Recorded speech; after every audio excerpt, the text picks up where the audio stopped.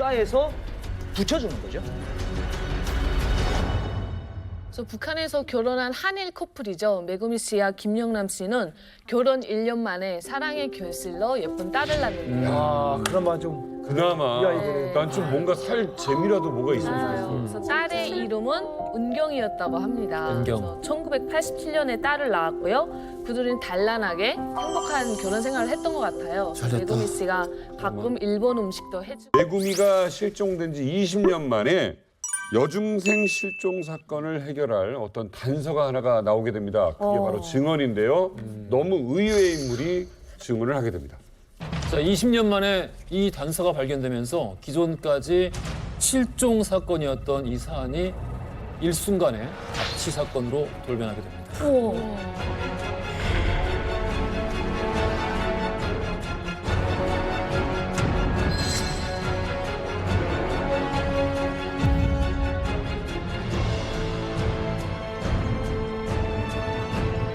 자, 메구미를 납치한 유괴범이 다른 사람도 아니고 북한이었다라는 증언이었는데요. 어땠을까요? 이게 이제 20년이 흐른 거잖아요. 그럼요. 다들 아마 메구미가 살아만 있으면 좋겠다라는 생각을 아마 부모님들이나 이렇게 하셨을 것 같은데 20년 만에 들려온 소식이 북한에 납치가 되었다. 네. 이 반가운 마음일지 어떤 화가 나는 마음일지 이게 잘 그러니까요. 가늠이 되질 않습니다. 그러니까 이게 살아만 있다라는 것만으로도 20년 만에 다행이다라는 마음이야 있었겠지만 그 찢어지는 마음이 얼마나 컸겠습니까? 자, 그래서 일본에 살고 있는 메구미 씨의 그 아까 쌍둥이 동생들 보셨잖아요. 8살이었던. 예. 그 쌍둥이를 직접 만나 보셨다고요? 인터뷰를 요청을 했습니다. 그 당시 누나가 사라지고 20년 동안 정말 악몽과 같은 나날을 가족들은 네. 보냈잖아요. 근데 20년 만에 북한이 누나를 데리고 갔다. 네. 그 사실을 알았을 때 심정을 네. 들어봤습니다.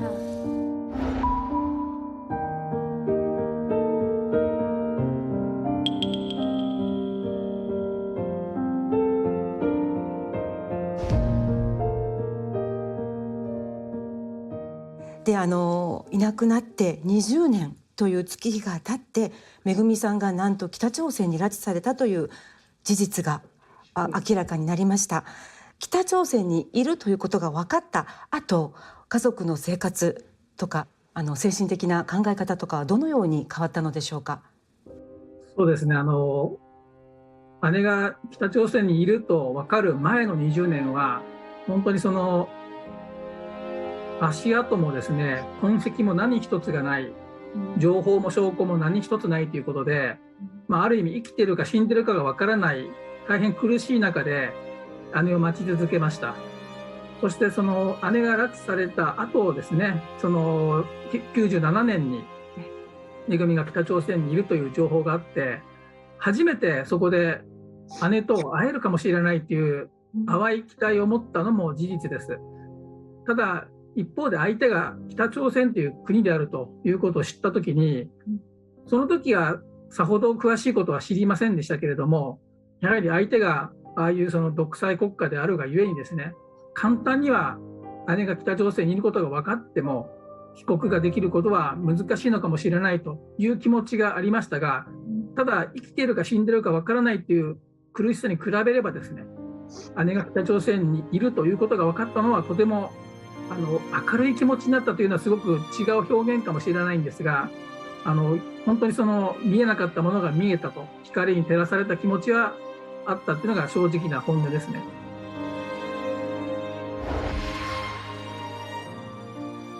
그분들이 20년 동안 가족의 힘으로만 자식들을 찾았어요. 네, 그 아무 모임도 결성도 안 됐고요.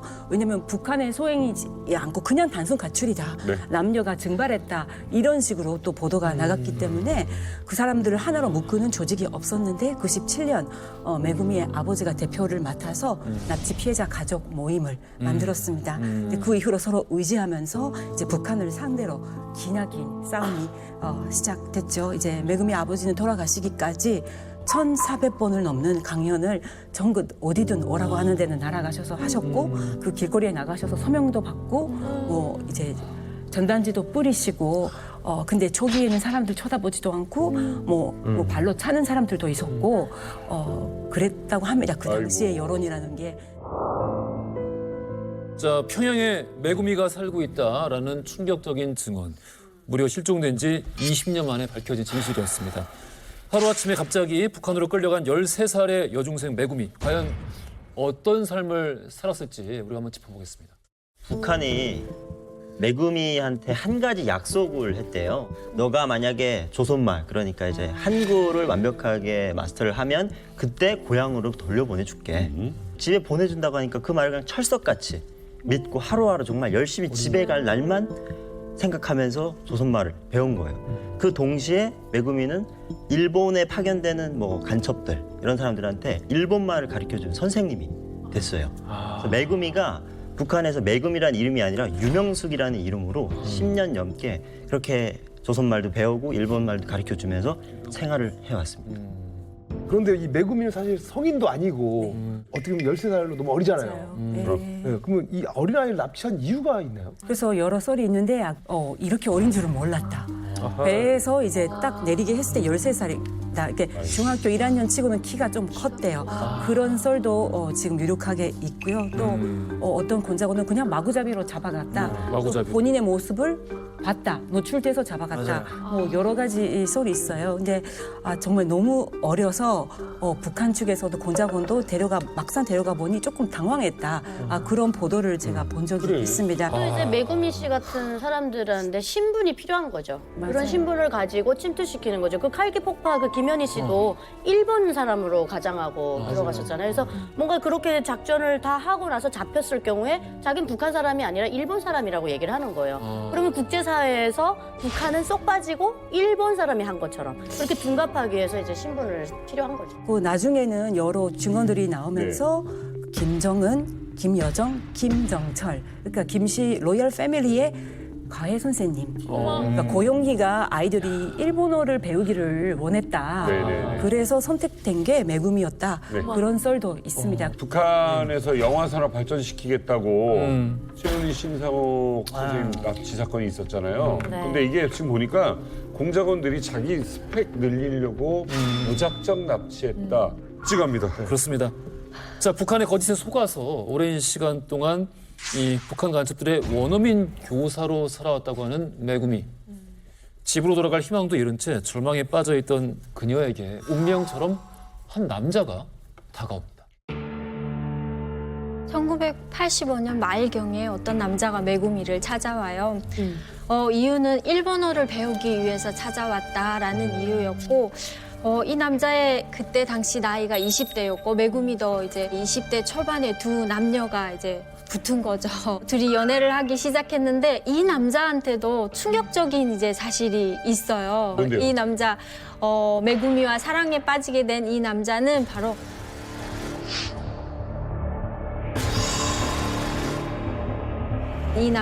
바로 한국인이었어요. 한국 사람이요? 나만? 네. 정말? 대한민국 남한 사람이 북한 가서 그리고 그 한국 사람이 평양에 있는 거예요, 그러면? 맞습니다. 뭐야? 메구미와 같은 경우로 납북된 분이었어요. 동병상련이란 말이 있죠. 네. 자, 그런데 그 동병상련 중에서 제가 봤을 때 가장 센 동병상련이 이 케이스가 아닐까 싶어요. 이름은 김영남이라는 남자인데 이 김영남이라는 남자에게는 놀라운 사실이 있었습니다. 메구미처럼 강제로 북한에 납치돼서 북한에서 억지로 살고 있던 남자였던 거예요. 보세요.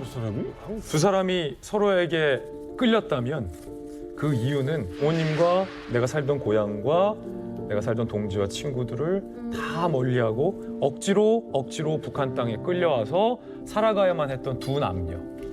나이도 비슷하고 20대 초반이고 일본인과 한국인이지만 여기서 조선말을 쓰면서 살아가야만 했던 똑같은 처지. 그러니까 두 사람 사이에 애틋한 감정이 싹 틔울 수밖에 없었지 않았을까요? 네. 나도 난데 너도 너다. 이런 생각 들고 북한 당국에 의해서 이용당하는 처지였으니까 서로가 서로를 의지할 수밖에 없는 거예요. 결국 두 사람이 1986년 평양에서 결혼식도 올리고 정식 부부가 됩니다. 우와.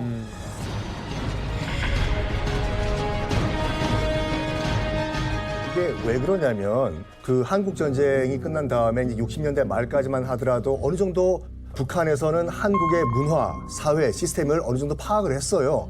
근데 70년대 지나고 난 다음부터는 단절이 된 거예요. 어떻게 버스표를 사는지, 어떻게 영화관을 가는지 알 수가 없지 않습니까? 그러네. 그래서 이제 방금 말씀하신 것처럼 적극적으로 무작위로 납치를 하기 시작했는데 그 중에 한 케이스가 이거예요. 김영남 씨 같은 경우에도 이제 메구미가 납치된 거와 거의 비슷한 루트로 납치가 됐습니다.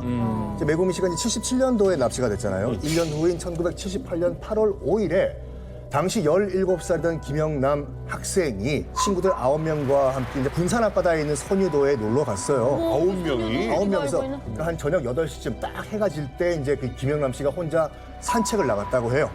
반바지를 입고. 그런데 안 오는 거예요. 친구들이 아니 아까 산책 나갔던 우리 영남이 왜 안 오냐 찾아봤겠지요. 네. 선유도가 그렇게 큰 섬이 아니거든요. 영남아 불러도 흔적이 없는 거예요. 결국엔 친구들이 찾다가 못 찾겠으니까 저녁 10시쯤 이제 파출소에 신고를 했거든요. 우리 친구 영남이가 실종됐다. 경찰들이 와서 찾아봐도 김영남 씨의 흔적은 없었습니다. 네, 가족들은 당연히 이제 찾다가 못 찾았으니까 혹시 살해당한 게 아닌가 싶어가지고 산 전체를 되게 헤집어 놨습니다. 그래서 산 기슭도 포크레인 동원해가지고 파보고 백사장도 파보고 근데 시신을 발견하지 못했거든요. 그렇다면 결국 이제 익사한 게 아니냐. 그래서 결론을 짓고 무당을 불러다가 그 위령제까지 진행. 오죽하면. 그렇죠. 구술을 하고 그다음에 보통 이제 나이 어린 사람이 죽으면은 그 옷가지들 다 태워 없애거든요. 맞아요. 그래서 뭐 사진하고 옷가지들, 물건들을 다 태워 없앴고. 그래서 이제 집에서는 그렇게 처리를 했는데 죽은 줄 알았던 그가 2년 만에 부활하시는 거예요. 2년 만에. 그것도 북한에서. 이야. 그러니까 북한의 대남 방송에서 나와버리는 거예요. 그래서 이제 그제서 이제 부모님들은 납치됐구나라는 걸 알게 된 거죠. 김영남 씨는 이제 납치된 이후에 김정일 정치군사대학, 이건 뭐 엘리트들이나 가는 고급, 여기 뭐 일반적으로 갈 수가 없는 대학입니다. 네. 엘리트 중에 엘리트들만 가는 대학인데 여기를 졸업한 후에 대남 공작 기관에서 이제 한국으로 파견한 간첩들 문화 교육시켜주고 하는 일을 했다고 합니다. 보관을 해.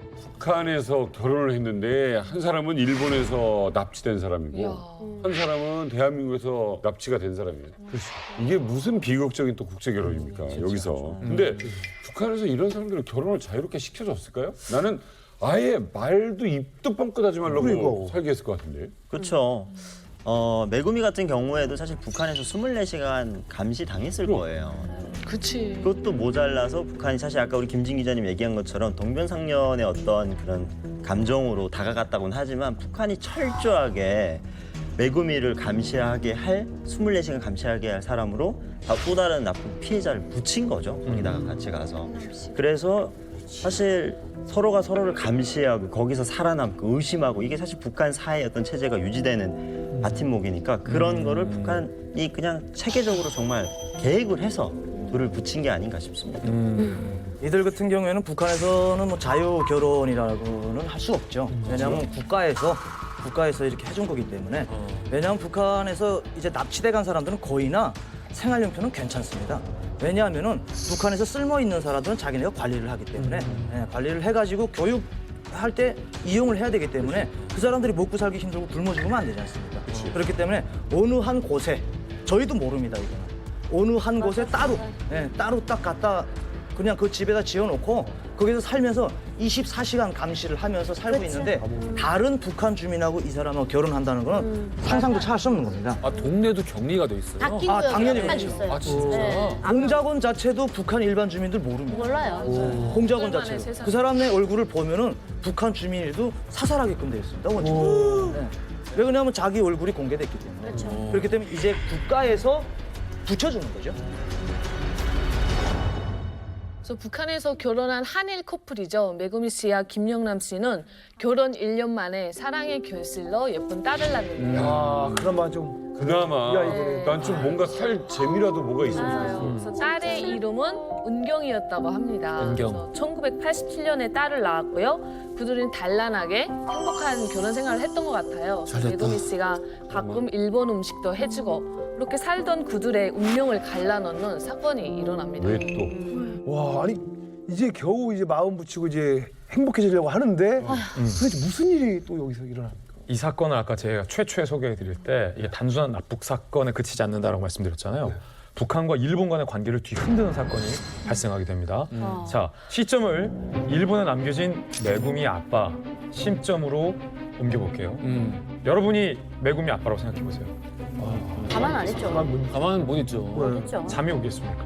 메구미 아버지가 단체를 만들어요. 그리고 일본 전역을 돌면서 딸의 구출을 호소합니다. 그 냉담했던 일본 국민들의 마음을 메구미 아버지가 확 뒤돌렸어요. 그 열정으로. 나비 효과라고 있어요. 메구미 아버지의 끊임없는 호소 덕분에 일본 전역이 들썩이게 됩니다. 결국 일본 여론이 돌아선 거예요. 일본 국민들이 다 들고 일어났어요. 그러니까 네. 일본 총리 입장에서도 움직일 수밖에 없었어요. 네. 물론 우리나라와 일본의 정치적인 특수성은 다르지만 그래도 일본이 북한에 대해서 냉담했거든요. 인정하지 않았거든요. 일본 총리가 결연한 마음을 갖고 북한에 들어가게 됩니다. 김정일과 일본 총리 간의 첫 정상회담이 이루어집니다.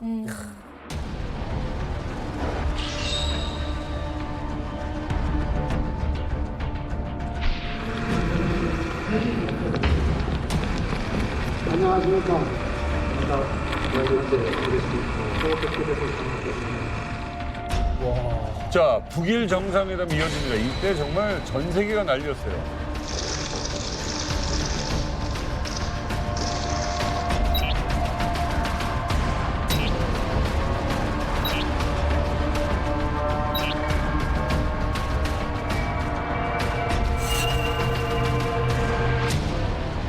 의외의 성과.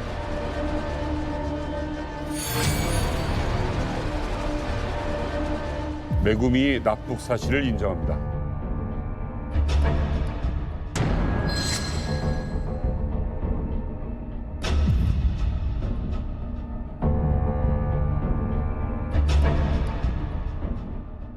편지 소사하고 막 이랬는데 귀국 하루 전날 일본 당국에 이제 그쪽에서 다급하게 연락을 하나 해줘요. 네. 북한 측으로부터 손상되면 안 되는 증거를 받았으니까 전세기를 하나 보내주십시오. 오. 그러니까 귀국 당일에 네. 수상한 항아리를 안고 전 세계에서 이제 일본 대표단이 내립니다. 네. 그 항아리 안에 들어온 게 뭘까요? 바로 그 수상한 가루의 정체가 바로 메구미의 유해였습니다. 메구미의 유해였습니다. 그 어린 나이에?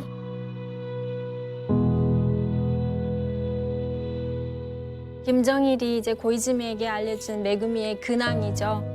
근황은 이제 사실 납북됐다는 사실도 밝혀지기 전인 93년도에 이미 메구미가 사망을 했다는 거였어요. 이제 90년대 후반에 알려졌으니까. 네, 93년도에 이미 사망을 했는데 우울증을 앓게 됐고 우울증이 심해져서 평양에 있는 사십구호 뭐 예방원이라는데 예방원은 뭐 좋게 표현한 말이고 정신병원이에요. 예방원이. 네, 사십구호 병원으로 보내졌고 거기서 생활을 하다가 산책을 나간다고 나갔다가 나무에 목을 매서 스스로 목숨을 끊었다. 말도 안 돼. 라는 이제 정보를 고이즈미에게 주고 유고를 보내게 되는 거죠. 참 견디기 어려워서 참 많은 고생을 했던 것 같아요, 메구미 씨는. 6월과 함께 같이 동봉돼서 메구미 부모에게 온 게 있습니다. 바로 편지 한 통이 전해졌는데 네. 바로 이 편지입니다. 누군가가 자필로 또박또박 눌러 쓴 편지고 메구미 씨의 부모님에게 보내진 편지입니다. 바로 메구미의 한국인 남편, 아까 소개해드렸던 김영남, 납북된 한국인 김영남 씨가 메구미 부모에게 보낸 자필 편지인데 이 내용을 제가 읽어드릴게요. 딸도 아니고. 이야. 다위가 안녕하십니까. 일본에 계시는 요코다 메구미의 부모님들께 이렇게 인사드리게 됨을 죄송스럽게 생각합니다. 저는 요코다 메구미와 가정을 이루고 살았던 김철준입니다. 여기에서 김철준이라 하면 북한에서 쓰는 가명이에요. 그러니까 본명은 김영남이 맞죠. 행복한 가정 생활을 해나가던 1993년, 시점이 중요합니다. 1993년 뜻하지 않게 병으로 메구미를 잃게 되는 불행이 닥쳐올 줄 누가 상상이나 할 수 있었겠습니까? 아, 병이었다. 건강하게 행복한 생활을 하고 있다는 딸의 소식을 전해드리지 못하고 이렇게 가슴 아픈 소식을 전하게 됨을 널리 이해해 주시기 바랍니다. 라는 내용이었습니다. 자, 93년에 사망을 했다. 메구미가 납북됐다는 거 세상에 밝혀졌을 때도 이미 없었다는 얘기입니다. 자, 그런데 93년이면 메구미 씨가 29살이었어요. 메구미의 유고를 이 북한이 보냈는데 사실 북한의 행보를 봤을 때 납북자의 유고를 너무 순순히 보내줬다고 생각하지 않습니까? 그리고 또 북한에서 설명하는 그 메구미의 삶이라는 것도 또 어떻게 그 최후가 어땠는지조차 네. 어디서부터 어디까지가 진실인지 우리가 좀 알 수가 없지 않습니까? 일본도 똑같이 같은 종류의 의구심을 가졌었고요. 그래서 이 북한이 보내온 유골이 진짜 메구미의 것이 맞는지 DNA 감식을 하기로 결정합니다. 네. 네, 북한에서 왜 진짜 순수히 이 유고를 보내줬나. 제 생각에는 메구미가 사망했다는 것을 빨리 기존 사실로 인정을 시키고 싶었던 게 아닐까 생각이 됩니다. 하지만 이 정도 고도의 DNA 감정이 이루어질 것을 북한이 예상 못했던 것 같습니다. 일본은 이제 최고의 기술로 이제 이 유고를 DNA 감정을 하는데 그때 이용된 게 이제 부모님이 간직하고 있었던 메구미의 탯줄이라고 합니다. 그 결과 이제 충격적인 검사 결과가 발표됐습니다. 해당 유골은 요코타 메구미 본인의 것이 아니고 또 이 유골이 신혼 미상의 두 사람의 유골이 섞여 있었어요. 네. 그래도 너무한다. 그래서 결국 이거는 가짜다. 그런 뉴스가 보도됐습니다. 이 유골의 DNA가 지금 두 사람께 있다는 거예요. 지금 완전 이게 뭐 이런 사람들이야. 이런 게 있어 진짜. 차라리 부모 입장에서는 야 그냥 살아있는데 못 만난다라고 얘기하는 게 오히려 나았을 수도 있어요. 차라리 기분 낫지. 맞아요. 네. 그래서 그 가짜 유골 뉴스가 터지면서 일본 군내에서는 북한에 대한 분노가 진짜 과거에 없던 수준으로 최고조로 폭발했습니다. 그래서 그 이후로 이제 메구미가 진짜로 살았는지 죽었는지 아직까지 모르고 있고 가족들은 끝까지 살아있다고 지금도 믿고 계속 활동을 하고 있습니다. 그래서 제가 이제 그때 DNA 검사 결과 가짜 유골이라는 사실이 밝혀졌을 때 그 심정을 그 동생 타쿠야 씨한테 인터뷰를 해봤습니다. 何十年も拉致して人質外交を続けて返さず、そして生きているのにもかかわらず死んだと家族を思わせるためにですね、他人の遺骨、要はその他人の方の尊厳を無視してまでですね、人の遺骨をおもちゃのようにもてあそんで私たちの家族を貶めようとした。こんなひどいことがですね、この21世紀にあっていいわけがないし、それを私たち現代人がですね、許していいわけがありません。そうした彼らが行っている人権侵害というのをですね、強く糾弾していく必要が私はあると思っています。 더 중요한 건 북한이 거짓말했다는 거예요. 뭐냐면 앞서서 편지에서 남편의 편지에서 1993년에 메구미가 사망했다. 라고 했잖아요. 근데 이게 거짓말이었어요. 왜요? 이게 왜 거짓말이라는 의혹이 일었냐면 5명의 송환자들 있잖아요. 납북자들. 그 납북자들이 일본 내에 와서 증언을 했습니다. 제가 북한에 있을 때 94년도에도 메구미를 봤습니다. 이게 결정적이에요. 그들이 북한이 무언가 석연치 않은 거짓말하고 있다라는 결정적인 증거예요. 저도 여기에 한 가지 힘을 실린다면은 가장 중요한 거는 이제 나머지 분들은 다 돌아가셨다고 하셨잖아요. 살아있을 가능성이 저는 있다고 봅니다. 정말? 왜냐하면은 이제 나머지 분들은 일본에 가신 분들은 그렇게 중요한 데 있지 않았을 수 있어요. 맞아요. 그리고 로열 패밀리에 대한 기본적인 거를 알고 있는 사람은 북한의 비밀이 일본으로 새나가기 때문에 이 사람들 죽었다 하고 밀어낼 수 있습니다. 아까 뭐 가정교사였을 수 있다는 네, 그렇죠. 그런 그렇기 때문에 그쪽으로 밀어붙일 수가 있는 거죠. 근데 북한에서 공식적으로 밝힌 것은 메구미 씨를 평양 인근에 있는 어봉산 화장터에서 화장을 했다고 해요. 근데 그 어봉산 화장터는 평양 사람들 누구나 다 아는 것이고 또 저희 할아버지도 거기에 묻혀 계시거든요. 그리고 거기는 화장터 옆에 또 공동묘지가 잘 되어 있어요. 근데 탈북민들의 증언에 의하면 그 어봉산 화장터가 1990년대 후반에 지어졌다는 거예요. 그래, 맞아. 그럼 그때 시간이 안 메구미 씨의 맞네. 사망 연도랑 너무 차이가 있는 거죠. 아니 근데 지금 사실 어떻게 보면 가장 걱정이 되는 곳은 북한인 것 같아요. 북한 발표에 사람들이 지금 아예 그렇죠. 믿지를 않는 상황이잖아요. 그래서 북한이 특단의 조치를 취합니다. 일본 기자들을 평양으로 부릅니다. 자, 기자단 뭐냐? 뭘 하려고? 궁금하겠죠? 자, 이 기자단 앞에 한 남자가 나타납니다. 바로 메구미의 남편 김영남 씨. 아, 이분도 참 마음고생 많이 하셨네. 자, 이게 바로 김영남 씨가 일본 기자들 앞에서 기자회견을 하는 장면입니다. 그때 찍은 사진이고요.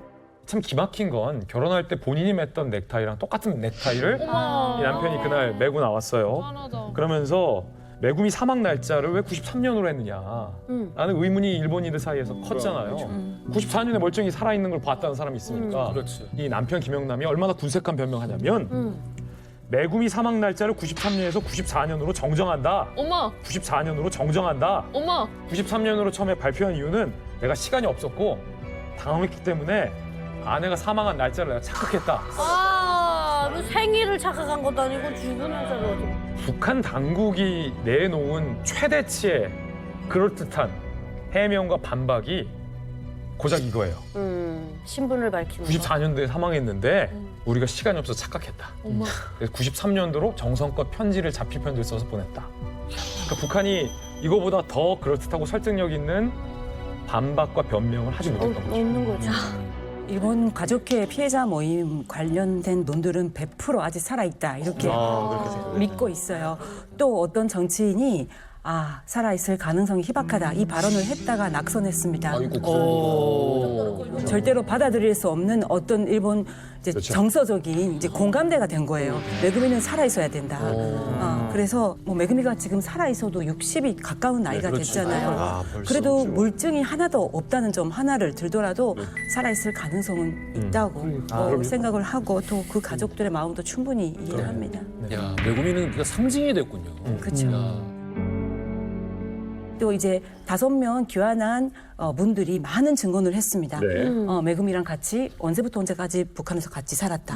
어떤 집에서 살았고 내 자식과 메구미 자식이 같이 놀았다. 이런 얘기를 많이 했어요. 그래서 이제 메구미의 생전 사진들도 북한이 많이 공개를 했어요. 북한에서의 모습. 성장한 이후에 북한에서 찍은. 어디야? 맞아요. 자라난 이제 20대 때.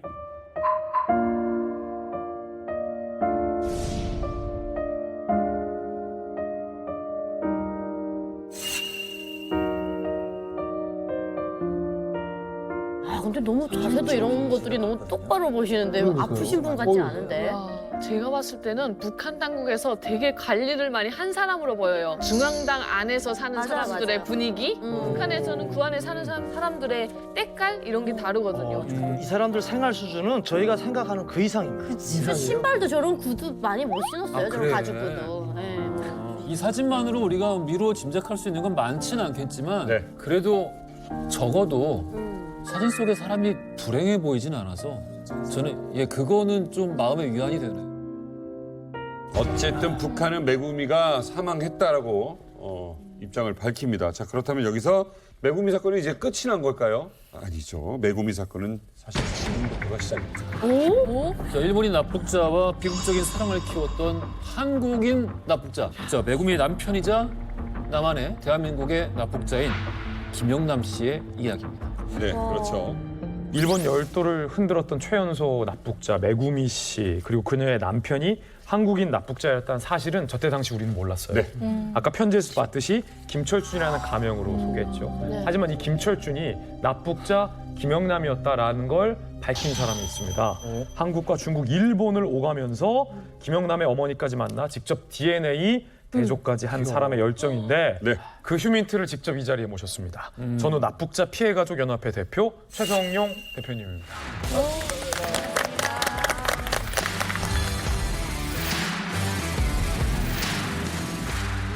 최성용 대표님께서 엄청난 일을 또 해내셨어요. 메구미 씨의 남편 김영남의 정체를 직접 밝혀내신 거죠. 어떤 얘기입니까, 그게?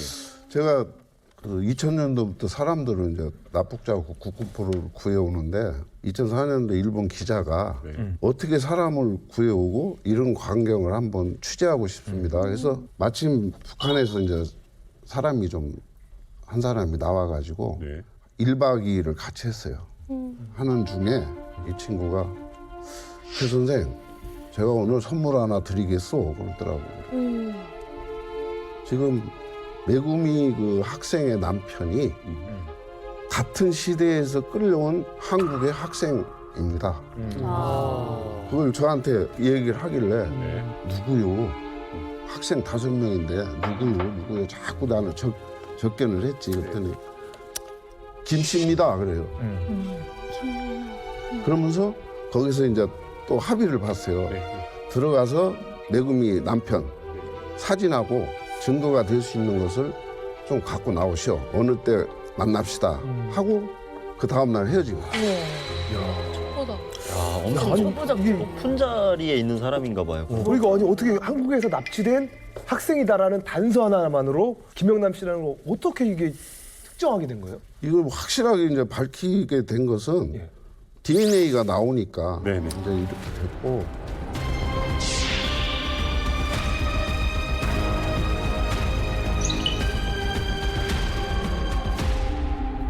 당사자의 DNA. 그 일본 측은 어떻게 뭘 가지고 있을 리 있었나요? 일본 정부가 저한테 협조를 하는 거예요. 자료도 좀 주고. 그러기 위해서 이제 딱 줄 때 예수가 있다고 그러더라고요. 해경이. 딸게 있다고. 어머, 어떻게 있지? 이게 보면은 여기 제가 사진 보면 여기 날짜가 있어요. 2002년 5월 30일. 인민대학당이에요. 네. 거기서 이제 악수도 하고 요때 DNA 채취해요. 악수를 야. 네, 채취해요. 악수를 하면서. 네. 그럼 우리 측 부모님들의 DNA도 있어야 되잖아요. 그래서 제가 이제 어머니가 그때 학생 5명 중에 3분이 살아 있었어요. 그래갖고 제가 이제 가서 설득을 해서 이거를 도와주십시오. 했더니 최 대표, 내 아들 보지? 보게 해줄 거지? 이렇게 이미 하면서 어머님은 아들이 살아있다고 생각했어요? 아니면 죽었다고 생각했어요? 반신반에 죽은지도 알고 다 그랬어.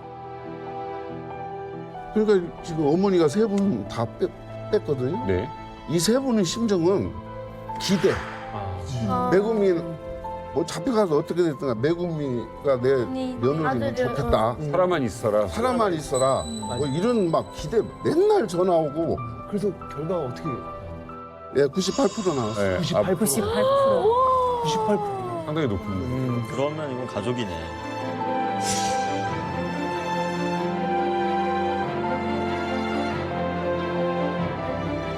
이 발표가 나온 게 2006년 4월이었어요. 아, 그래요? 김영남 학생의 어머니 마음이 어땠을지 생각해 보세요. 그렇죠. 메구미의 아빠 마음이 어땠을지 한번 생각해 보세요. 네. 생사도 모르는 내 딸, 생사도 몰랐던 죽은 줄로만 알았던 내 아들의 살아있는 정보를 확인한 거잖아요. DNA 그렇죠. 통해서. 아기까지 있고. 아기까지 있다는 거. 김영남 씨의 어머니는 아들이 죽은 줄 알았어요. 그래서 영혼 결혼식까지 시켰다고 해요. 아들을 먼저 떠나보낸 부모의 마음은 설명할 수 없는 거예요. 그렇지. 그랬는데 북한에 결혼까지 하고 딸까지 낳고 살아있다? 그리고 흥미로운 게 생면부지의 이 두 부모들이 이 발표 직후 사돈이 돼버린 거예요. 그렇지. 그렇지. 순간에 사돈이 되고. 그러네. 그래서 최 대표님이 또 주도를 했어요. 서울 잠실에서 양가가 한일 사돈 간의 극적인 만남이 성사됩니다. 자, 영상으로 보시죠. 같은 마음이 이게 얼마나 기가 막힌 일이야, 이게.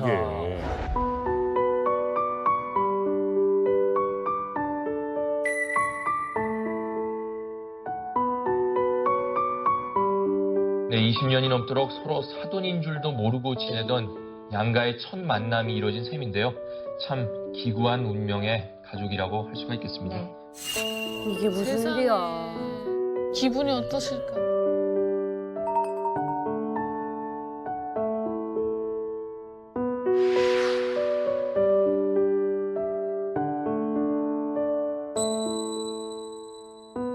마음이 참 떨리고 그래요.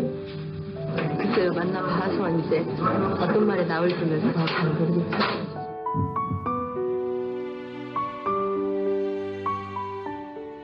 드디어 메구미 씨의 아버지인 요코다 시게루 씨가 남동생 데스야 씨와 함께 회견장으로 들어서면서 나쁘게 아픔을 배경으로 기구한 사돈지간의 연을 맺은 한일 양국의 두 가족이 처음으로 상견례를 하게 됐습니다. 이제야 사돈이 만났네.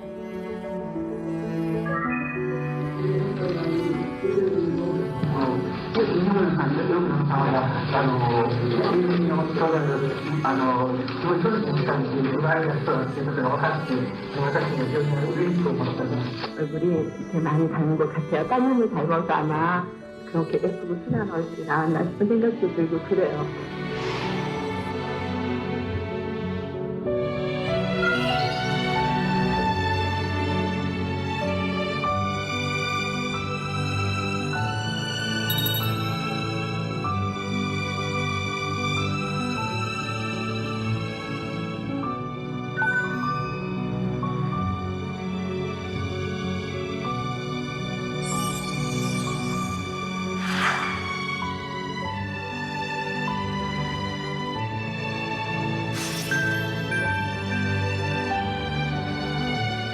우선은 요 만남이 있기 전에 평양중앙통신이 발표했어요. 뭐라고요? 김철준이가 김영남이다. 어머. 그다음에 김혜경이가 김은경이다. 어머님 최계울과 2006년 6월 달에 금강산에서 만나게 해주겠다. 오. 이거를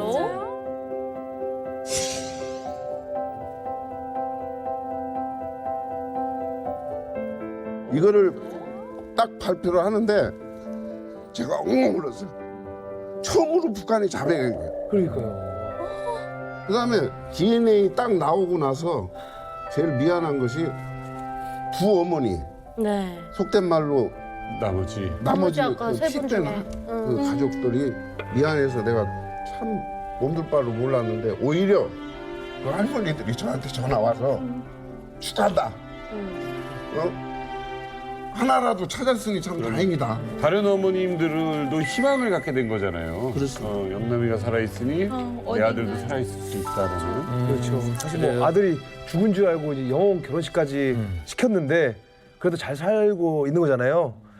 이제는 어떻게 보면 이제 딱 한 번만이라도 좀 만나봤으면 하는 그런 마음도 좀 들었을 것 같아요. 그래요. 북한이 이제 금강산에서의 상봉을 약속을 했었는데 실제로 약속을 지켰습니다. 오, 진짜? 영상이 있는데요. 영상으로 한번 확인해 보시죠. 웬일로 약속을 다 지켰다고요? 자, 김영남 씨가 금강산에서 남쪽의 노모를 만났습니다. 기구하게 생리별한 지 28년 만의 상봉이었습니다. 아유, 북한하고 닮았어, 북한이. 어디 보자. 너 막내 맞아, 너 막내.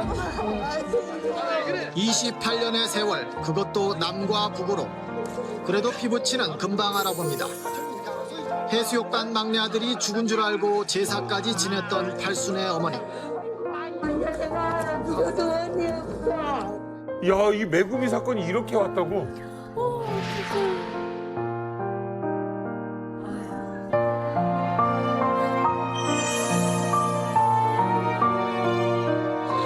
살 고등학생에서 머리 벗겨진 중년이 된 아들.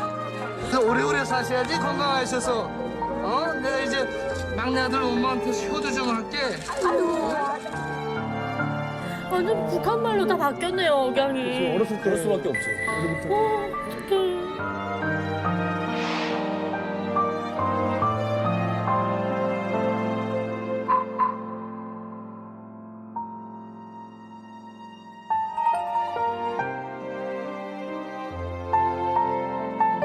왜 아버지랑 왜 안 들었어? 아버지랑 어디 들어갔어?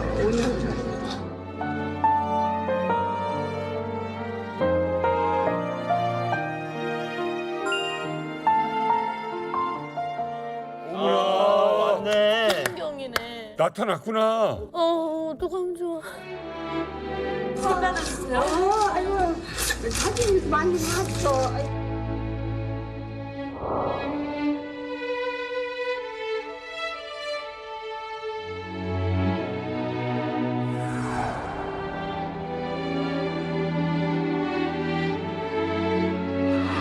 우리 아들 잘 맺히고 간 게 나보다도 진짜 더 잘한 게 헤어져. 헤어져야.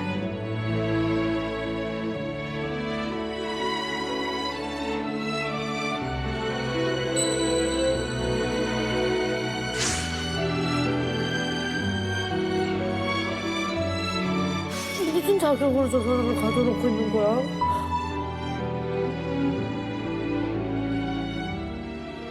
그 시골에서 일본에서 없어진 그 소녀 사건이 이렇게까지 오게 되는 거예요? 여기까지 온 거예요. 제가 처음에 이 프로그램 시작할 때 이게 옛날에 벌어진 일본 사람의 이야기가 아니라고 하니까 이 대목이에요. 김영남 씨가 처음에 어머니 만났을 때 그 순간에 30년 동안 헤어져 있었고 아들이 중년의 모습이 됐잖아요. 못 알아볼 법도 한데 어머니가 아무 말을 안 했는데도 우리 영남이가 맞다 라고 한눈에 알아보셨다고 해요. 어머니의 눈에 눈물이 고일 수밖에 없잖아요. 그러니까 영남 씨가 엄마 좋은 날인데 웃어야지 효도 좀 하게 다독여요. 그러니까 어머니가 그걸 눈치채신 것 같아요. 아 북한 사람들 보고 있구나. 그래서 아들에게 귓속말로 어머니가 이렇게 물어봅니다. 이렇게 사니 괜찮아? 하고 어머니가 묻자 영남 씨가 다른 말 붙이지 않고 어머니에게 딱 한마디 괜찮아요. 이 말을 모자가 귓속말로 나왔다. 그리고 또 이제 현장에 그 김은경 씨 딸이 같이 나왔잖아요. 가슴에는 김일성 그 김부자의 배지를 달고 또 하나의 배지를 달고 나왔는데요. 바로 김일성 대학을 다니고 있을 때 그 대학생 배지를 달고 나온 거예요. 그래서 알고 봤더니 김일성 종합대학에서 컴퓨터학과를 이제 다니고 있는 1학년 대학생이었습니다. 참 여기에 나오는 이 손녀분도 뭐 배지를 달고 나왔다 어쨌다 하지만 다 선전용인 거예요. 정치적으로 살고 다 있다. 이용당하고 있는 거죠. 매구미 김영남 사이의 딸인 우리 김은경 양 지금 이야기를 쭉 나누고 있는데 금강산 상봉 8년 후에 김은경 양이 다시 모습을 드러냅니다. 이 사진으로 한번 확인할게요.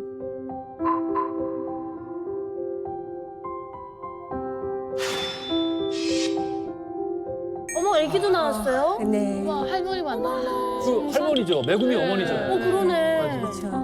한 대가 다 나. 이게 뭐야? 가운데 매구미 어머. 이게 이제 김영남 씨 어머님께서도 손녀를 봤으니 당연히 매구미 아버님과 어머님도 손녀를 가야죠, 보겠다, 가야죠. 보고 싶다. 북한과 일본 간의 합의를 통해서 만남이 이루어집니다. 하지만 북한은 사전에 매구미의 부모님이 북한에 와서 봐라 이거를 끈질기게 권유를 했어요. 네. 하지만 일본 군내에서 반대 여론이 있었고 이게 북한에 괜히 뭔가 이제 속셈이 있는 것 같다. 또 이제 매구미의 사망을 공식 인정하게 될 수도 네. 있고 맞아. 그래서 이제 안 가기로 하고 결국 제3국인 몽골에서 이렇게 만납니다. 그래도 그게 어디야? 아, 얼굴 뵙구나. 그 세월이 흐른 만큼 이제 김은경 씨도 결혼을 해가지고 남편과 함께 그 자리에 나타났고요. 아까 사진에서 봤듯이 이제 딸을 데리고 나왔는데, 그러니까 매구미 씨 부모의 입장에서는 그게 뭐냐면 증손녀가 되는 거죠. 그쵸. 아무래도 걱정스럽지 않습니까? 그래서 슬쩍 북한에서 삶이 좀 어떠냐고 살기 괜찮냐라고 물어봤더니 김은경 남편이 갑자기 가방에서 딱 사탕을 꺼냈는데 일본 사탕이에요. 그래서 딱 보면서 여기 좀 없는 게 없습니다. 괜찮다라고 안심을 시켰다. 안심. 매구미의 부모님은 이게 이제 손녀를 만나고 이제 아무래도 딸 매구미 소식을 듣고 싶어 하잖아요. 너무나도 듣고 싶은데 이제 평양에서 잘 살고 있다는 이 은경이한테 또 피해가 갈까봐 부담스러운 질문일 수 있으니까. 그렇죠. 그리고 한 번은 매구미 엄마가 그때 은경 씨한테 우리는 너네 엄마가 살아있는 걸 믿고 있고 포기 안 했겠다 이런 말을 했더니 그 다음 식사 자리에 나타나지 않았다면서요. 몸이 안 좋다고. 혹시 그거에 대한 또 다른 질문을 할까 봐? 그리고 또 그때 이제 메시지인 거죠. 이제 더 이상 그런 말을 하지 마라. 그렇죠. 그래서 그때 이제 부모님은 더 이상 매구미에 대해서 어떻게 살았냐, 뭐 살아있을 거다 이런 말을 안 하기로 마음을 먹고 그냥 왜냐면 손녀마저 못 보게 되거든요. 맞아요. 그래서 그때 이제 매구미 어머니가 나중에 말씀하셨는데 은경 씨를 통해서 매구미가 나한테 비밀 메시지를 보낸 것 같다 이렇게 인터뷰에서 말씀을 하셨어요. 근데 그게 뭐냐면 은경이라는 이름의 한자를 가르쳐달라 이렇게 해서 알았는데 그게 은자에다가 교토의 경자, 일본 교토라는 지역을 아시죠? 예. 그래서 매구미 어머니 사키에상은 교토에서 태어나고 자란 이제 교토 사투리를 쓰시는 교토 사람이에요. 그래서 이제 딸을 낳으면서 아마 매구미가 엄마 고맙다고.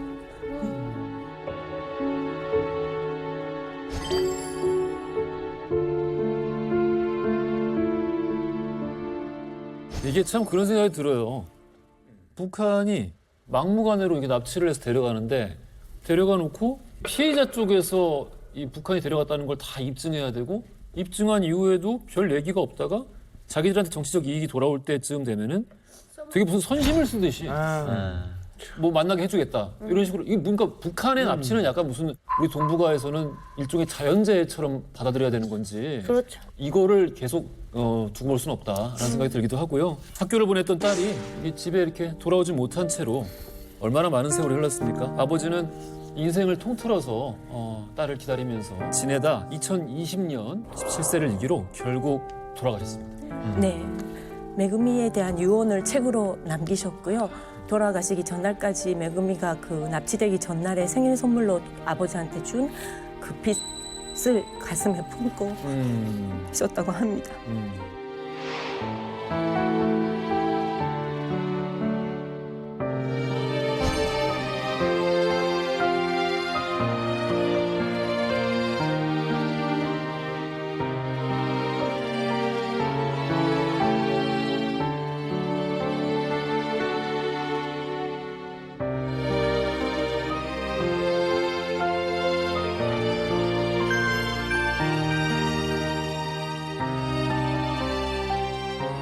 지금 현재 메구미 아버님께서 돌아가시고 나서 메구미의 쌍둥이 남동생이 있다고 했죠.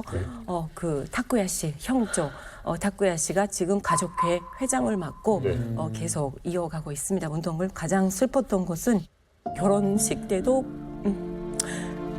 누나 자리도 다 마련하고 요리도 다 코스로 준비를 했다. 그래서 뭐 생일도 계속 잊지 않고 준비를 했고 그런 가족들의 안문과 같은 하루하루를 정말 상상해 주셨으면 합니다. 네, 그래서 마지막에 이제 타쿠야 씨께서 이만갑을 통해서 메구미에게 전하고 싶은 메시지를 남겨주셨습니다. 네.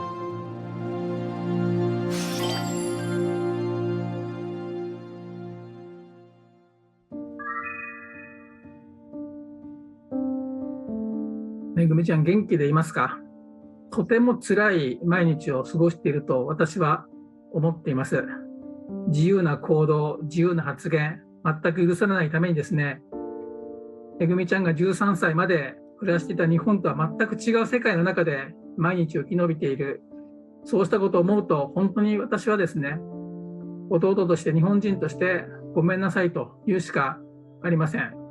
ただ絶対にめぐみちゃんを日本に戻すことは諦めていません。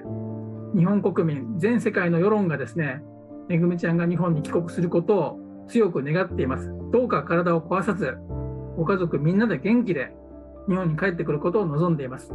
母の早紀江、弟の哲也も元気でいます。どうか会うことを楽しみに待っていてください。私たちは頑張ります。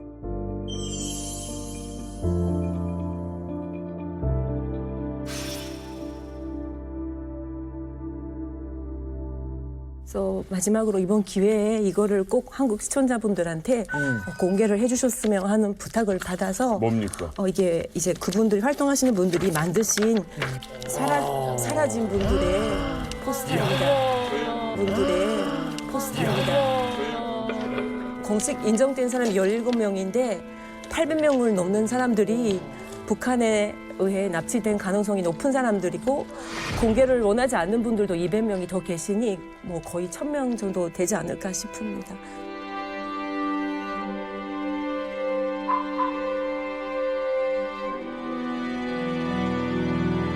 학교 갔다가 딸이 아직도 집에 안 온 거잖아요. 안 온 거죠. 아직까지 안 왔고 정리를 해보면 학교를 마치고 돌아오던 여중생이 사라지고 20년 만에 북한 공작원의 입에서 납치가 됐다는 사실이 밝혀지고 부모는 그래도 살아있어줘서 다행이다.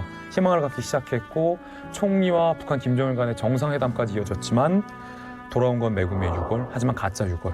그래서 생사를 알 수 없는 그 이야기입니다. 그런데 지금 그 이야기가 이제는 우리에게 들려주는 또 다른 이야기가 남아있는 거죠.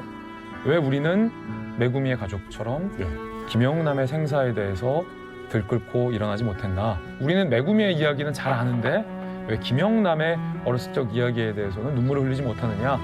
지금 우리에게 들려주는 살아있는 이야기가 됐습니다.